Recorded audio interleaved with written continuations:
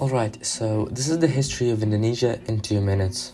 Indonesia is here, but it wasn't always here. Instead, these territories were inhabited by hundreds of disorganized tribes. Around the 1st century, these tribes discovered that they could grow a lot of rice and spices. They also discovered that they could sell them and become crazy rich.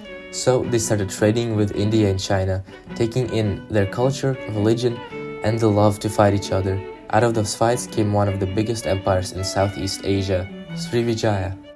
However, numerous foreign raids caused the empire to fall apart in the 11th century.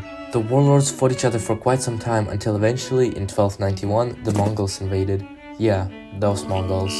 They planned to control these territories and ally themselves with one of the local kings, Raden Vijaya.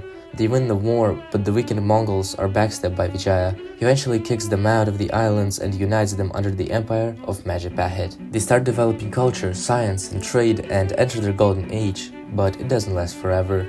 The colonies rebelled, the army was unhappy, the empire entered a political crisis, and by the 16th century, Majapahit was no more. The fractured states all went back into fighting, until some guys from the other side of the world, calling themselves Dutch, smelled the spices and set up an extremely profitable colony on the islands. By the middle of the 19th century, the people on the islands started developing a true national identity. The Germans occupied the Netherlands during the Second World War.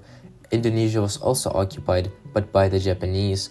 After the Japanese surrendered, it declared its independence and would never again be ruled by foreigners. In the 20th century, they experienced vast amounts of communism, coups, and capitalism. But what really matters is its development.